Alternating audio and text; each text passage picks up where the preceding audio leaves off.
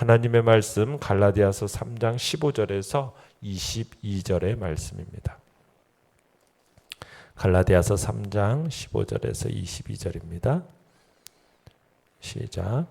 형제들아, 내가 사람의 예대로 말하노니 사람의 언약이라도 정한 후에는 아무도 패하거나 더하거나 하지 못하느니라. 이 약속들은 아브라함과 그 자손에게 말씀하신 것인데 여럿을 가리켜 그 자손들이라 하지 아니하시고 오직 한 사람을 가리켜 내 자손이라 하셨으니 곧 그리스도라.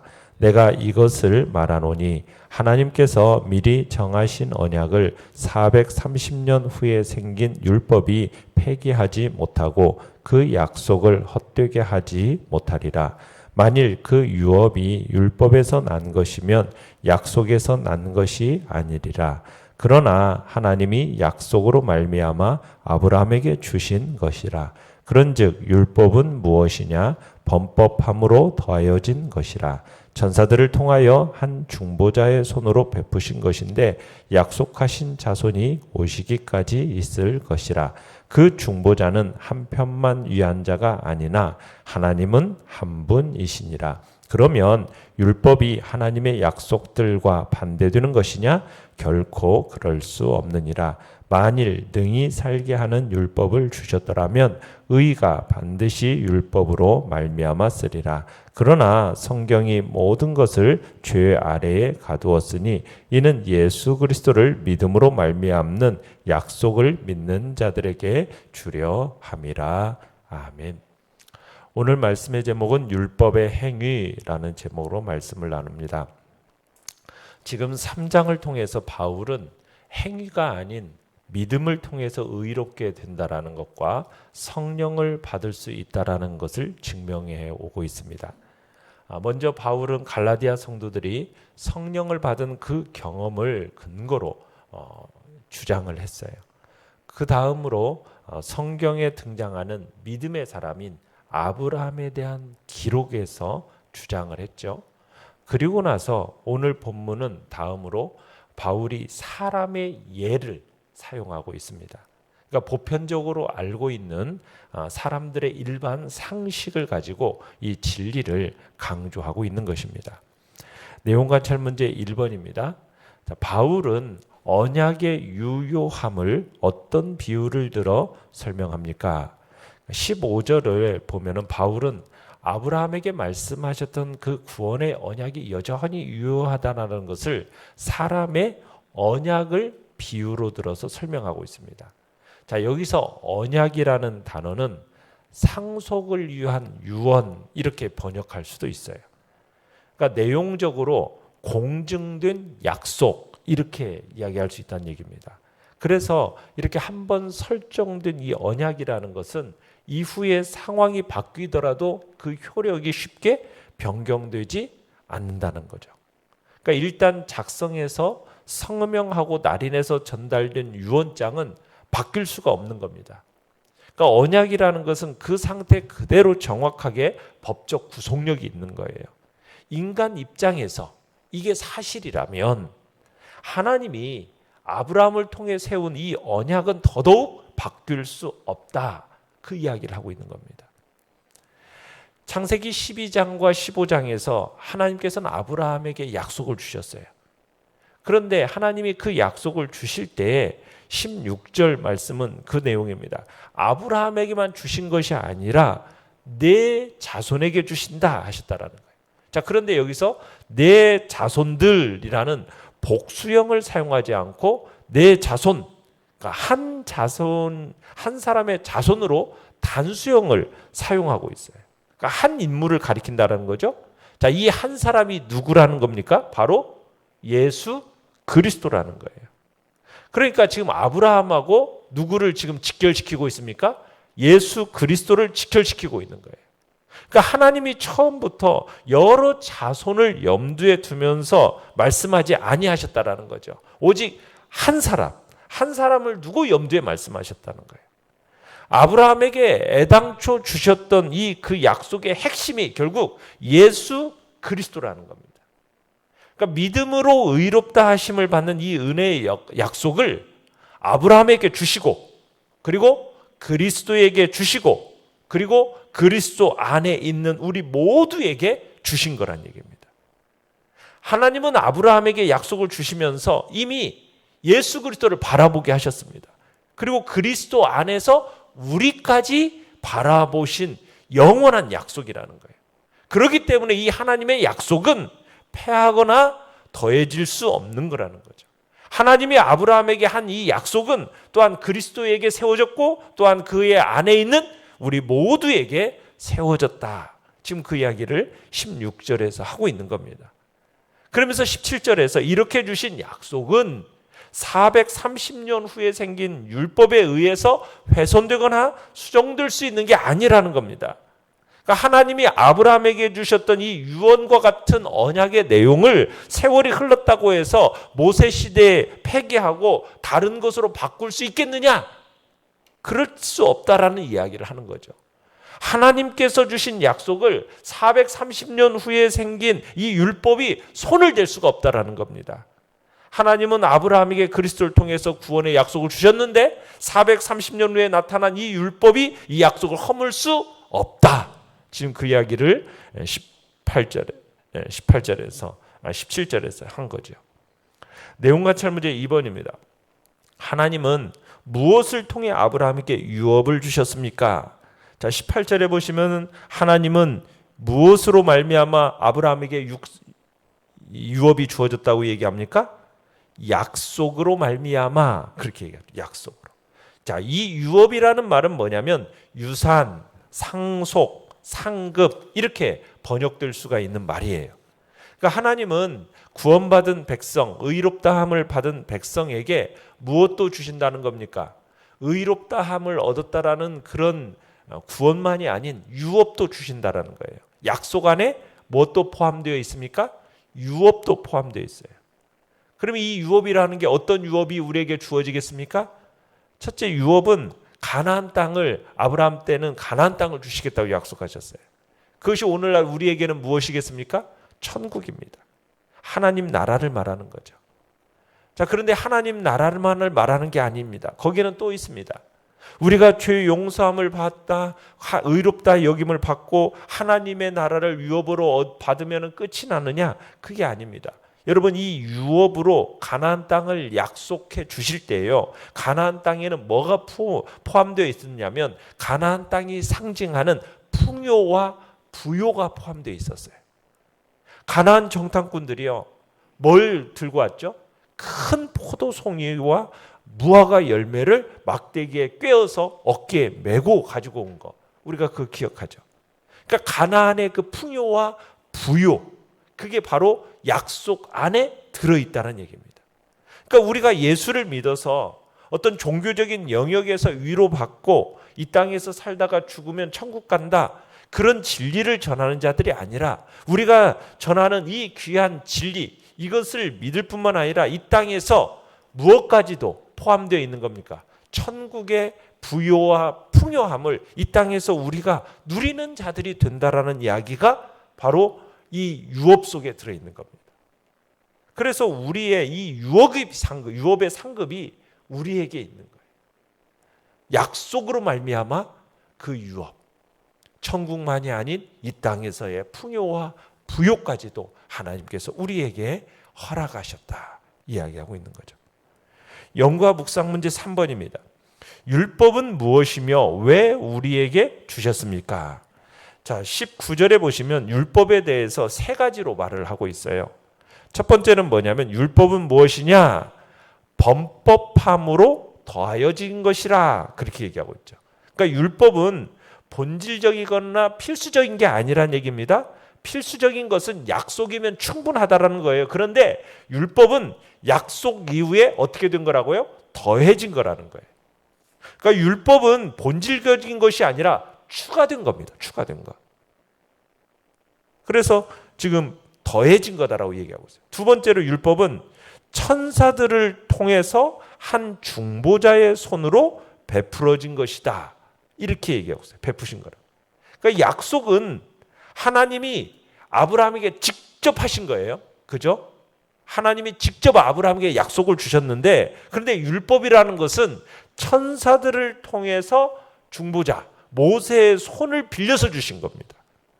그러니까 율법은 몇 단계를 거쳐서 우리에게 주어진 거죠. 직접 주신 약속, 언약하고 여러분 여러 단계를 거쳐 우리에게 주신 율법하고 어떤 것이 더 고귀하고 어떤 것이 더 소중하겠습니까?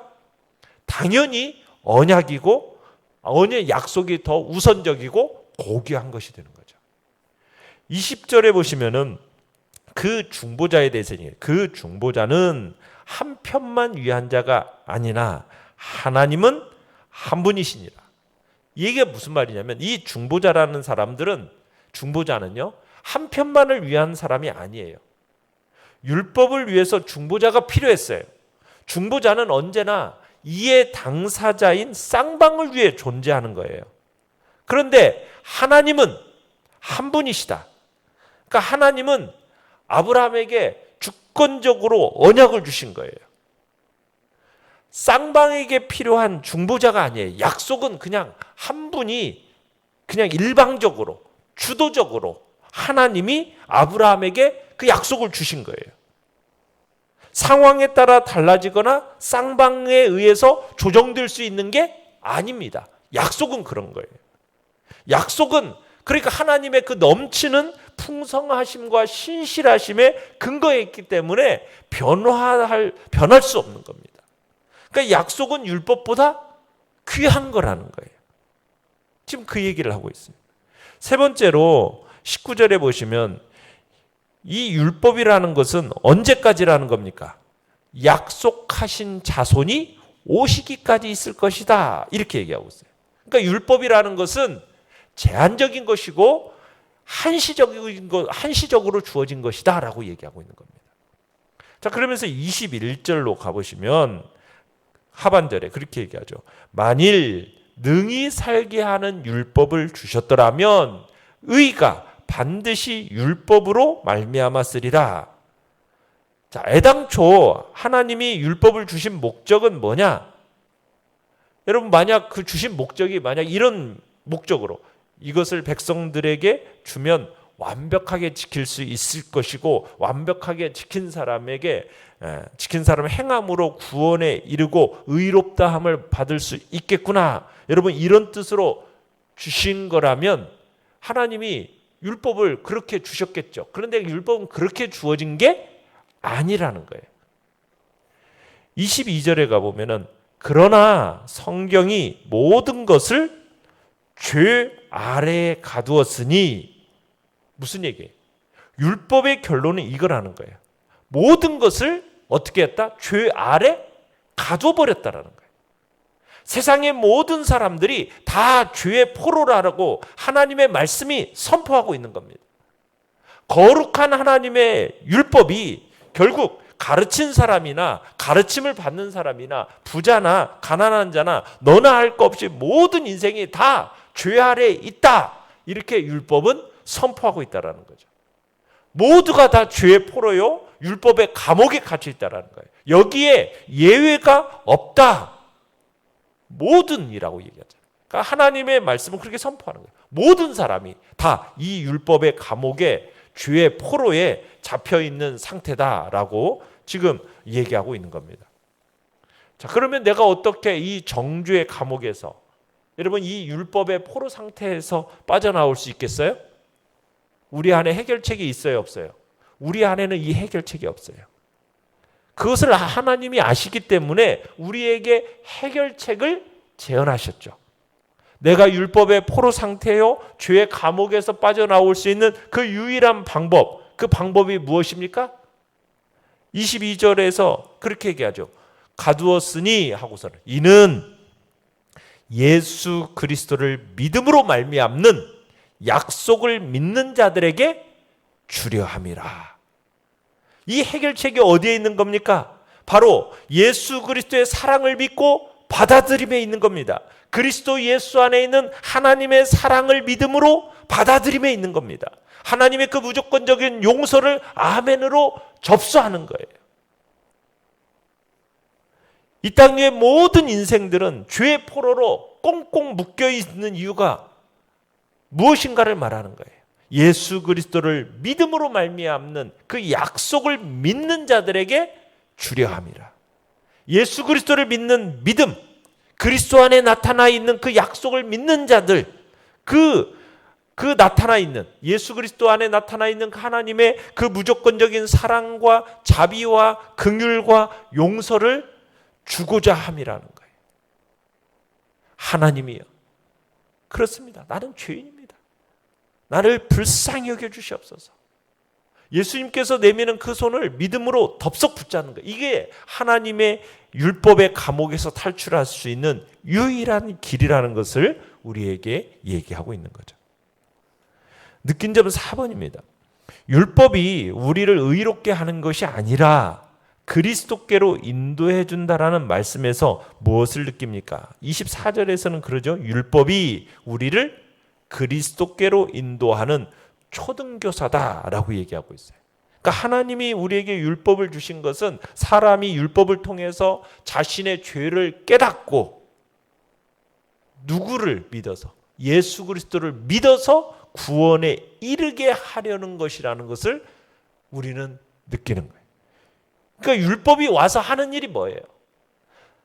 다 망가지고 깨뜨려진 나를 보게 하는 것이 율법입니다.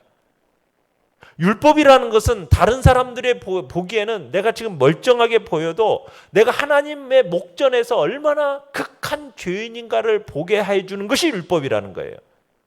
그 죄 때문에 내가 얼마나 극한 죄인인가, 그 죄 때문에 내가 형벌과 진노를 조금도 면할 수 없다라는 사실을 우리에게 상기시켜주는 것이 율법입니다. 이것을 깨달으면은 우리에게 복음이 딱 드러날 때, 믿음으로 의롭다라는 그 진리가 딱 선포가 되어질 때 우리가 그 진리를 어떻게 하게 되겠어요? 진심으로 받아들이고 환영하게 되지 않겠느냐는 거죠. 이게 바로 나에게 생명을 주는 유일한 길이라는 것을 알도록 율법은 우리의 죄성을 드러내고 보여주는 역할을 하고 있다라는 것이죠. 그러니까 율법은 죄 안에 갇혀 있는 우리를 꺼내서 복음을 기뻐하고 예수 그리스도를 바로 믿게 하는 것, 바르게 믿게 하는 것. 이게 바로 그것을 위해서 바로 율법을 우리에게 주신 것입니다. 그러니까 우리는 참으로 부족하고 연약한 존재들, 완벽하지 못해요. 내게 죄수의 명찰, 이것밖에는 우리가 쓸 수 없다라는 것을 보여주는 게 율법이에요. 그런데 예수 그리스도라는 그분을 통하여서 그 대속의 은혜로 말미암아 우리가 이제 그 죄의 자리에서 하나님의 자녀라는 죄수의 그 명찰 대신에 하나님의 자녀라는 명찰을 대신 붙여주시는 그분의 손을 꼭 잡고 용서의 길, 사랑의 길, 진리의 길, 믿음의 그 복된 자리로 우리가 걸어가야 하는 것입니다. 주님께서 우리 모두에게 보여주시고 열어 보여주신 이 깨달음으로 복음이 주는 그 풍요와 부요함, 예수 그리스도를 믿는 그 희락과 그 참된 맛을 여러분의 삶 속에서 풍성하게 누리시기를 간절히 바랍니다. 결단과 적용 5번입니다. 내가 교회와 사회에서 봉사하고 있다면 그 목적은 무엇입니까? 혹시 남의 신앙을 평가하려는 유혹에 빠져본 경험이 있습니까? 율법의 행위가 아닌 그리스도를 믿음으로 의롭게 됨을 다시 한번 묵상합시다. 다시 한번 정말 율법이 주어진 목적과 그 율법으로 말미암아 내가 얼마나 흉악한 죄인이고 그 정죄 감옥 율법의 포로 상태에 빠져있던 나에게 바로 이 약속을 허락하심으로 우리가 참된 의로움과 구원의 자리에 이르게 되었는지 그 복된 은혜를 다시 한번 돌아보시면서 그 주님이 주시는 그 풍성함과 부요함의 구원의 자리에 다시 한번 이르시는 은혜가 있기를 바랍니다. 오늘의 기도 같이 읽겠습니다. 시작. 하나님, 봉사를 한다고 자랑하거나 그것으로 남을 평가하지 않게 하소서. 아멘. 말씀을 생각하면서 기도하시고요. 연약한 우리의 지체들을 위해서 기도해 주시기 바랍니다. 이 어려운 이 나라와 이 민족 전 세계적으로 고통 가운데 있는 우리들을 긍휼히 여겨 주시고 오직 예수 그리스도 그분 안에서 주시는 참된 풍요와 부요함을 누리는 복된 자리에 우리 모두가 있게 해달라고 이 시간 주여 우리 세 번 부르시며 나가겠습니다.